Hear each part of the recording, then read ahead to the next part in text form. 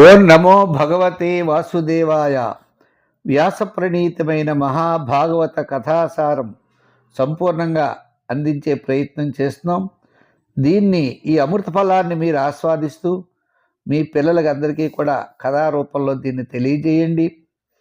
ఆ వాసుదేవుడి యొక్క అనుగ్రహం అందరికీ ఉండాలని చెప్పి కోరుకుంటూ, కరారవిందేన పదారవిందం ముఖారవిందే వినివేశయంతం వటస్య పత్రస్య పుటేశయానం బలం ముకుందం మనసా స్మరామి. కృష్ణం వందే జగద్గురుం. శ్రీ మహాగణాధిపతయే నమః. ఓం నమో భగవతే వాసుదేవాయ. ఓం నమో శ్రీలక్ష్మీ వెంకటేశ్వర స్వామినే నమః. ఓం గణానాన్త్వా గణపతిగుం హవామహే కవిం కవీనాముపమశ్రవస్తమం జ్యేష్ఠరాజం బ్రహ్మణాం బ్రహ్మణస్పత ఆనశృణ్వన్ ఉతిభిः సేదసాదనం. శ్రీ మహాగణాధిపతయే నమః. శ్రీ గురుభ్యో నమః. పితృభ్యో నమః. మాతృభ్యో నమః. వ్యాస భగవానుడు కూడా అసలు మరి ఆ విష్ణువే వ్యాసుడి యొక్క అవతారం ఎత్తాడని మనకి చెప్పుకున్నాం. ఇది ఇన్ని లక్షల దూరాలు, ఇన్ని గ్రహాలు ఆకాశంలో ఎవరు వెళ్ళలేదు, ఎవరు కొలవలేరు కదండి. కానీ వ్యాస భగవానుడు కొన్ని వేల సంవత్సరాల కిందట మనకి భాగవతంలో అందించాడు అంటే చాలా ఆశ్చర్యకరమైనటువంటి విషయం. నగరాలు వర్ణించాడు, పట్టణాలు వర్ణించాడు, మనం స్వయంగా చూసినట్లుగా ఉండేటట్లుగా వర్ణించాడు. అది ఈయనిప్పుడు గ్రహ గమనాలని చెప్తున్నాడు.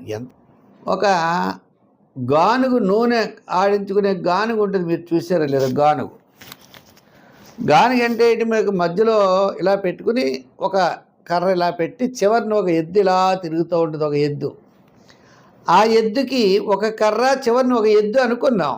ఆ ఎద్దుకు ముందర ఇంకో ఎద్దు, ముందర ఇంకో ఎద్దు, ఇలా 6 ఎద్దులు కట్టారనుకోండి. ఆ దూరంగా తిరిగేదే ఎక్కువ తిరుగుతుంది.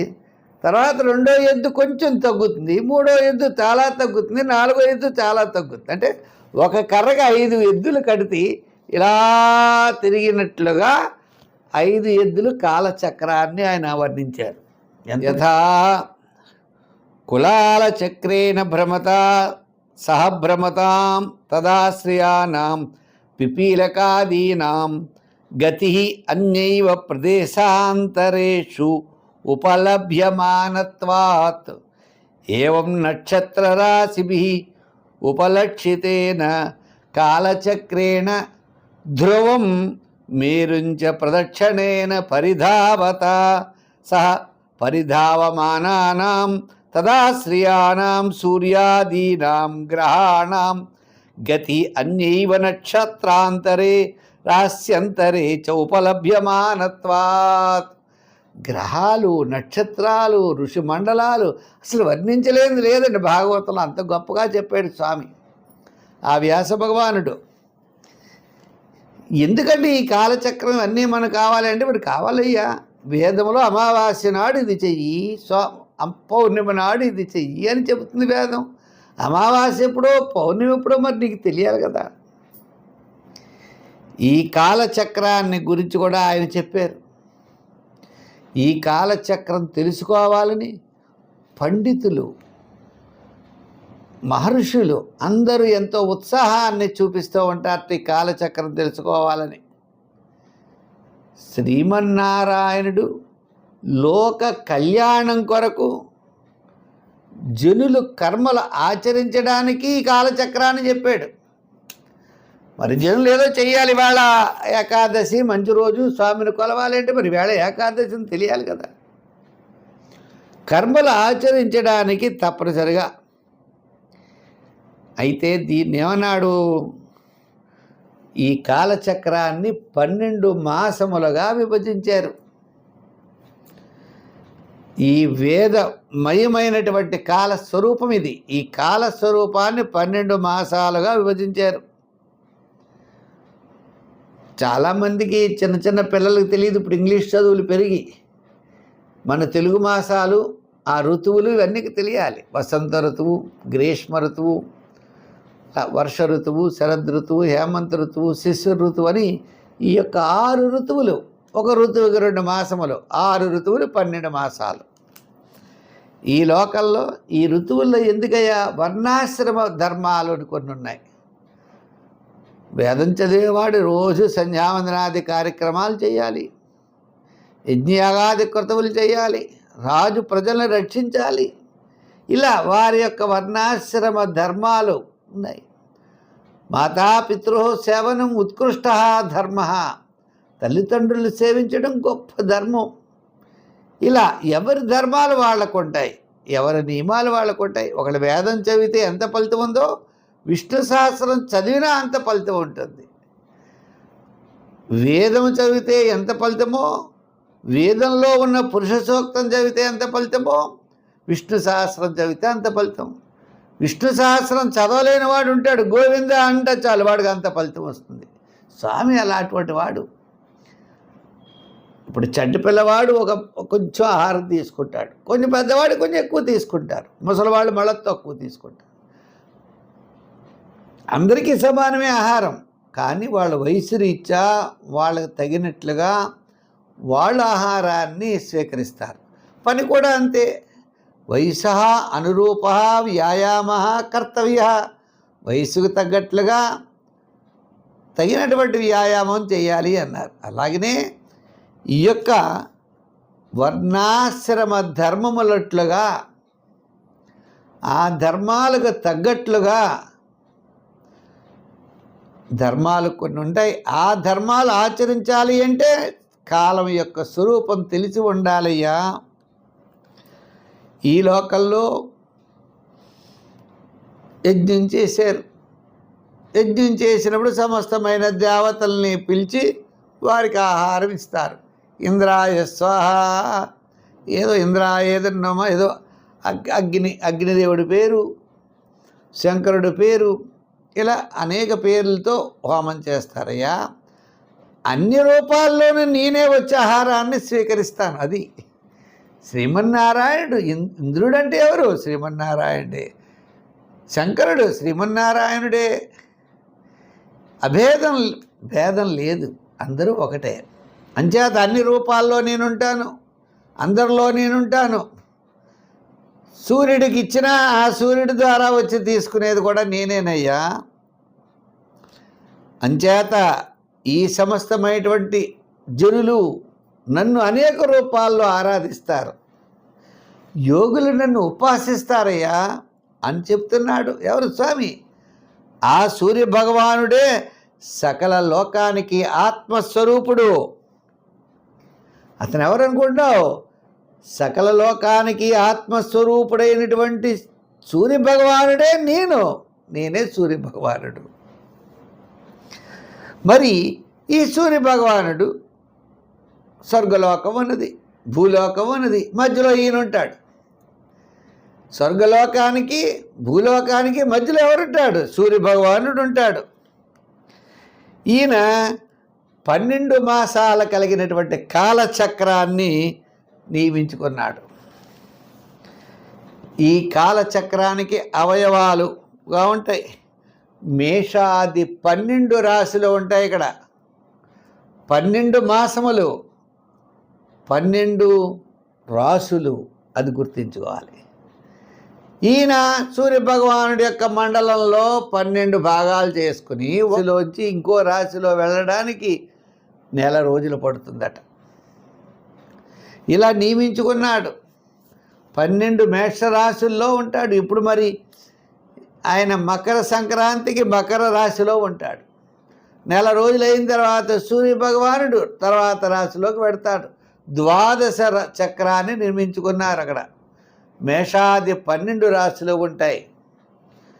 సూర్యభగవానుడి యొక్క గమనం ఒక్కొక్క రాశిలో ఒక్కొక్క నెల ఉంటాడు. ఈ మకర రాశి నుంచి మిథున రాశి ఎండింగ్ వరకు మరి దీన్ని ఏమంటాం? ఉత్తరాయణ పుణ్యకాలం అంటాం. మళ్ళా మకరం నుంచి ధనుస్సు రాశి ఎండింగ్కి వచ్చేట వరకు అది దక్షిణాయన పుణ్యకాలం అంటాం. ఇలా ఆయన కాలాన్ని నిర్మించుకున్నారయ్యా. సూర్యమానంలో చంద్రమానంలోకి వచ్చేటప్పటికీ ఈ చంద్రుడు ప్రతి మాసము ఒక నెలాళ్ళు శుక్లపక్షము కృష్ణపక్షము అంటారు. కృష్ణపక్షంలో పితృదేవతలు, శుక్లపక్షంలో మామూలు దేవతలు అధిపతులుగా ఉంటారట. రాత్రి పగలు విభజించుకుంటూ ఉంటారు. ఈ సంవత్సరంలో ఉత్తరాయణము దక్షిణాయనం అని చెప్పారయ్యా. ఈ సూర్యుడు స్వర్గానికి భూమండలానికి మధ్యలో ఆకాశంలో సంచరిస్తూ ఉంటాడు. ఈయన సంచరించే సమయం మందగమనం, వేగంగా ఉండడం, సమానంగా నడుచుకోవడం ఉంటుంది. సూర్యభగవానుడు ఒక్కొక్కసారి వేగంగా వెళ్తాడు, ఒకసారి మందంగా వెళ్తాడు, సమానంగా పెడతాడు. ఈ కాలాన్ని ఏమన్నారంటే పరివత్సరము, ఇడావత్సరము, అనువత్సరము అనే భేదాలతో ఈ యొక్క ఆయన యొక్క గమనాన్ని బట్టి కాలాలు అనేవి ఉంటాయన్నారు. సూర్యుడు ఆయన గురించి మనం తెలిసాం. సూర్యుడి తర్వాత ఎవరండి? చంద్రుడు. సూర్యుడికి చంద్రుడికి 1,00,000 యోజనాల దూరం ఉంటుందటండి. నక్షత్రాల కంటే ముందు బాగా ప్రయాణం చేస్తాట ఈ చంద్రుడు. సూర్యుడు 12 నెలలో పడుతుంది మొత్తం చక్రం తిరగడానికి. ద్వాదశ చక్రం 12 రాశులు తిరగడానికి ఆయన సంవత్సర కాలం పడితే చంద్రుడికి నెల్లాళ్ళలో తిరిగేస్తాట మొత్తం 12 రాశులను. అంటే ఆయన ఎంత వేగంగా తిరుగుతాడో చూడండి. అతడు నక్షత్రాల కంటే ముందుగా ప్రయాణం చేస్తూ ఉంటాడు. కృష్ణపక్షంలో చంద్రుడు క్షీణిస్తూ ఉంటాడు, శుక్లపక్షంలో చంద్రుడు అభివృద్ధి చెందుతూ ఉంటాడు. ఈ శుక్లపక్షానికి దేవతలు అధిపతులైతే కృష్ణపక్షానికి పితృదేవతలు అధిపతులు అన్నారు. చంద్రుడు ఒక్క రోజులో ఒక్కొక్క నక్షత్రంతో ఉంటాడు. ఆయన 27 రోజులు 27 నక్షత్రాలతో ఉంటాడు. ఈవేళ మనం అనుకుంటాం పంచాంగం చూసి ఈవేళ అశ్విని అయ్యా అంటాడు. అశ్విని అంటే అర్థం ఈవేళ చంద్రుడు అశ్విని నక్షత్రంతో ఉన్నాడని అర్థం. ఈవేళ భరణి అంటాడు. భరణి అంటే అర్థం ఈవేళ భరణి నక్షత్రంతో చంద్రుడు ఉన్నాడు. అంటే 27 నక్షత్రాలని గుర్తించారు. ఒక్క రోజులో ఒక్కొక్క నక్షత్రంతో ఉంటాడు అనుకున్నాం. అన్నమయ స్వరూపుడు, అమృతమయుడు అవుట వలన సకల జీవులకి చంద్రుడే ప్రాణం. ఓషధీనాం పతి చంద్రుడు, మనస్సు కారకుడు. మనసు బాగుండాలంటే చంద్రుడిని మనం చూడాలి. ఆరోగ్యం బాగుండాలి అంటే చంద్రుడిని చూడాలి. చాలామంది ఇళ్లలో ఉండిపోతారు, అసలు చంద్రుడిని చూడరు. ఇంకా సూర్యుడినైనా అక్కడక్కడ చూస్తున్నారు. రోగాలన్నీ ఏంటి? సూర్యచంద్రుల యొక్క కాంతి కిరణాలు మనమే పడకపోవడమే. పూర్వకాలం పల్లెటూరులో ఆరు బయట మంచాలు వేసుకుని వారు నిద్రించేవారు. ఇప్పటికీ కొన్ని ప్రాంతాల్లో చుట్టూ పెద్ద పెద్ద గోడలతో ఇల్లు ఉంటుంది. ఎంత ఇల్లు ఉందా అనుకుంటాం మనం. ఆ తలుపు తీస్తే లోపల మళ్ళీ కొంత ఓపెన్ ప్లేస్ ఉంటుంది. కాశీ అటువంటి చోట్ల చూసాం. కొన్ని ఇళ్ళు చూసేవాడికి అయ్యో ఎంత ఇరుగ్గా ఉంటాయి అనుకుంటాం మనం.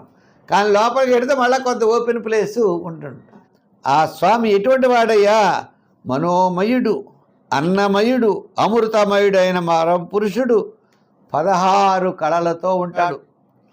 ఆ చంద్రుడి యొక్క రూపం 16 కళలతో ప్రకాశిస్తుంది.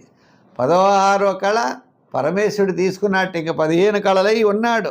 షోడశ కళః పురుష భగవాన్ మనోమయో అన్నమయో అమృతమయో దేవ పితృ మనుష్య భూత పశు పక్షి శరీనృప వీరుధాం ప్రాశీలత్వాత్ సర్వమయ ఇతి వర్ణయంతి అని చెప్తున్నారు. ఈయన మనోమయుడు, అన్నమయుడు, అమృతమయుడు అయిన పరమపురుషుడే 16 కళలతో ఉన్నట్ట. ఆ శ్రీహరే దేవతలు, పితృదేవతలు, మనుష్యులు, భూతాలు, పశుపక్షాదులు, సరీసృపాలు, వృక్షాది సమస్తమును పోషిస్తున్నాడయ్యా. ఆయన ఎవరు? మరి ఆ చంద్రుడి రూపంలోనే శ్రీమన్నారాయణుడు అందరినీ పోషిస్తున్నాడు అని అర్థం. చంద్రుడికి పైన 3 లక్షల యోజనాల దూరంలో అభిజిత్తుతో కలిపి 28 నక్షత్రాలు ఉన్నాయి.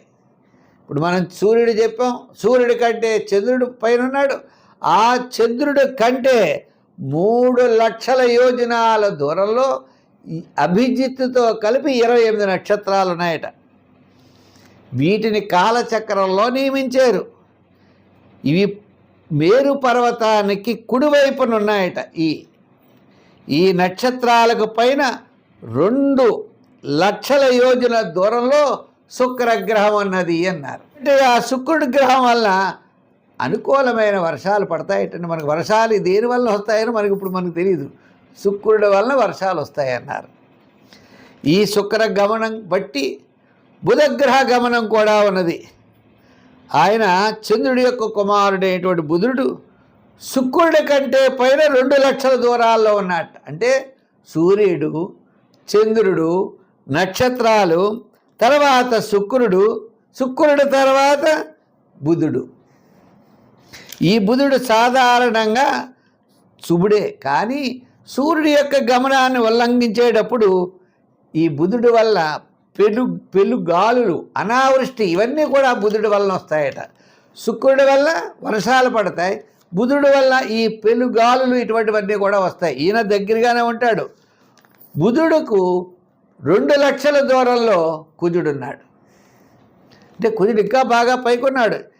ఇతడు వక్ర గతిని పెడుతూ ఉంటాడు. ఒక్కోసారి మామూలుగా అయితే 45 రోజులు ఒక్కొక్క రాశిలో ఉంటాడు ఈయన. అంటే శుక్రుడు, రవి, బుధులు దగ్గరగానే ఉంటారు, కానీ కుజుడు అలా కాదు. కుజుడు ఒక్కొక్క రాశిలో 45 రోజులు, వక్ర గమనం అయితే మరికొన్ని రోజులు ఉండేటువంటి అవకాశాలు ఈయనకున్నాయి. ఈ అంగారకుడు కంటే 2 లక్షల యోజనాల్లో బృహస్పతి ఉన్నాడు. ఇతడు వక్ర గమనం లేదనుకోండి, ఒక్కొక్క రాశిలో ఒక్కొక్క ఏడాది ఉంటాడు. అంచేతనే 12 ఏళ్ళు 12 రాశుల్లో ఉంటాడు. 12 నదులకు పుష్కరాలు అన్నారు. ఈయన సింహరాశిలో ప్రవేశించడం మన గోదావరి పుష్కరాలు. మరి ఈయన కర్కాటక రాశిలో మనం ప్రవేశించాడు కదండి, యమునా నదికి పుష్కరాలు. ఇలా 12 నదుల్లో ఏ పుష్కరాలు అంటారు. ఒక్కొక్క రాశిలో ఈయన ప్రవేశించినప్పుడు ఒక్కొక్క నదికి పుష్కరం రావడం ఉన్నది విశేషం. అంచేత గురుడి యొక్క గమనం 1 సంవత్సరం. ఈ బృహస్పతి కంటే 2 లక్షల దూరంలో శని భగవానుడు ఉన్నాడు.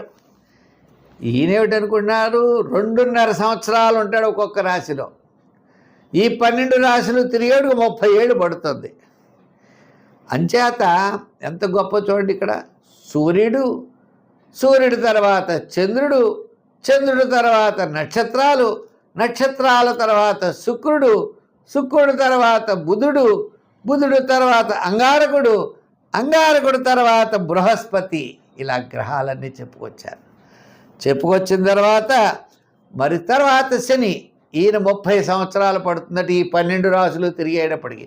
ఏలినాటి శని అంటారు. ఈయన ఏ రాశిలో సంచరిస్తున్నాడో ముందు రాశి వాళ్ళకి వెనకాల రాశి వారికి కూడా ఈ శని ప్రభావం ఉంటుందట. ఈ విధంగా 7.5 సంవత్సరాలు ఏలినాటి శని ప్రభావం ఉంటుంది. ఈ శని ప్రభావం పాపమని చెప్తారు. అయితే ఈ బృహస్పతి వలన, గురుడి వల్ల వేదములు అన్నీ గొప్పదని చెప్తారు. ఈ గ్రహాల పైన 11 లక్షల యోజన దూరంలో చూడండి, ఈ గ్రహాలు చెప్పేసాం. గ్రహాల పైన 11 లక్షల దూరంలో కశ్యపాది సప్త ఋషులు కనపడుతూ ఉంటారట. అక్కడ ఉంటారట వాళ్ళది.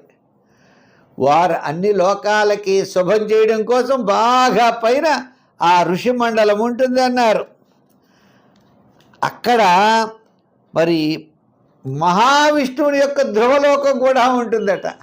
అంటే శ్రీమన్నారాయణుడు అక్కడ ఉంటాడని. అంటే స్వర్గలోకానికి భూలోకానికి మధ్యలో వీళ్ళన్నీ ఉంటారన్నమాట.